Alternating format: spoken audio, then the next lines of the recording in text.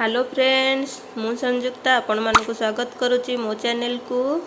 आज आम बनैबा एग लबाबदार। प्रथमे कड़ाई नहीं तेल दबा, तेल रे तेजपत्र किछि डालचीनी दबा। तेल रे तेजपत्र डालचीनी देले तार बास्ना तेल रे रहे तो बहुत भलो बास्ना आसे मसालार। तो से तेल रे तेजपत्र और डालचीनी दिया जाए। एबे हमें प्याज दबा,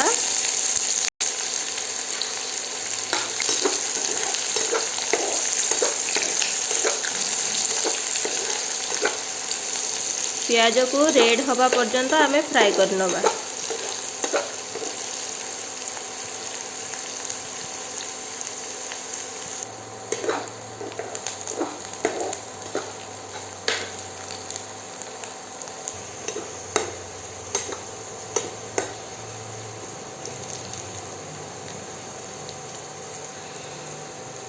देखंतु पियाज भाजिकी रेड रेड हो गलानी। तो एबे आमे अदा रसुण रो पेस्ट दबा।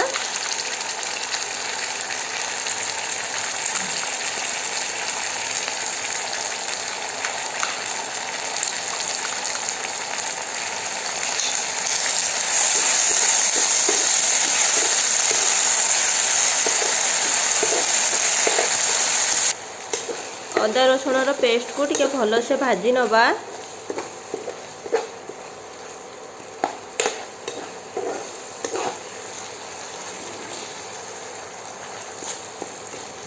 तापर लुण दबा, ये आमे टेस्ट हिसाब रे दबा लुण। लंका गुंड भी आपण हिसाब रे दे परिबे। आपण जदि रागा खाया पई पसंद करथिबे तो से हिसाब रे देबे लंका गुंड।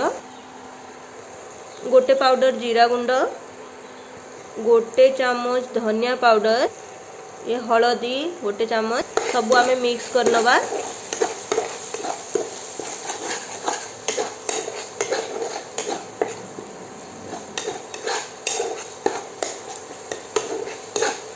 या 2 ରୁ 3 मिनिट आमे सिजिया पई छाड़ी दबा मो मसाला को। एबे देखंतु मसाला रेडी हो जाइए। मसाला रु तेल छाड़ी जाइए, माने आम मसाला भल भाव रे हो जाइए।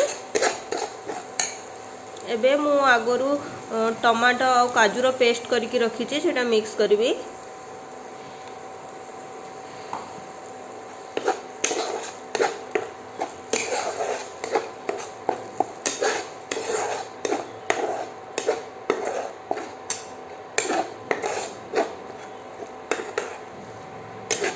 आमे एबे आधा ग्लास पानी दबा।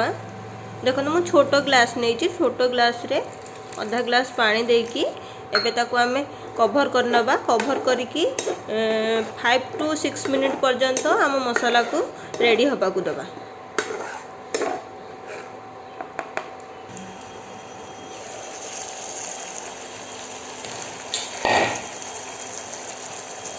एबे देखंतु हमर ग्रेवी रेडी हो जाइए। ग्रेवी रेडी हो जाइए। आम से गरम मसाला ऐड करवा। आपण चाहते जदि आपण मलाई ऐड करें, कहीं मलाई रे बहुत भल टेस्ट आए। बट मत मलाई पसंद नुह, तो से मु मलाई ऐड करूनी। टिके धनिया पत्र ऐड करुच्ची।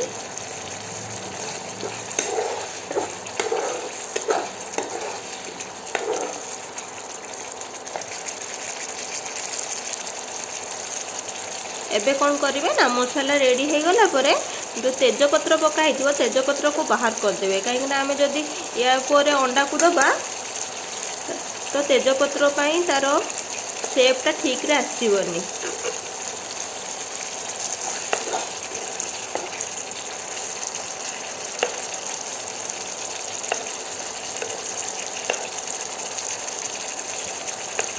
देखंतु हमर ग्रेवी एकदम रेडी हो जाइए।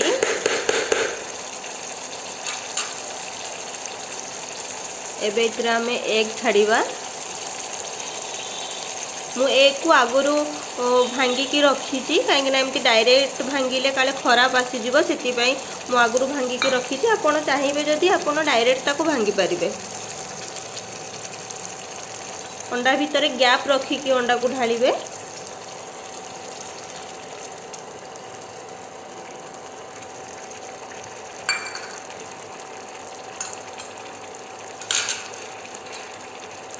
एबे किछि कंचा लंका मु दे दउची कहीं ग्रेवी रे कंचा लंकार स्मेल बहुत भल लगे तो मुझे कंचा लंका दे दउची।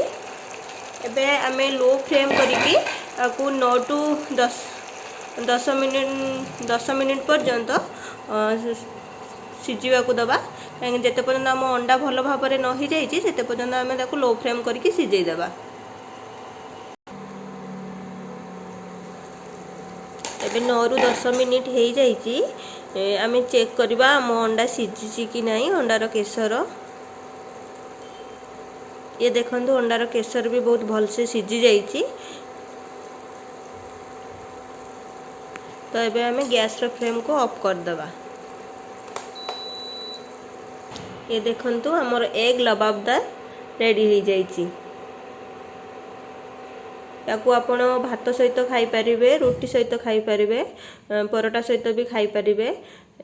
बहुत टेस्टी लगे। आपण माने बे रेसिपी की देखिकी घरे बनांतु और केमती लागिला मते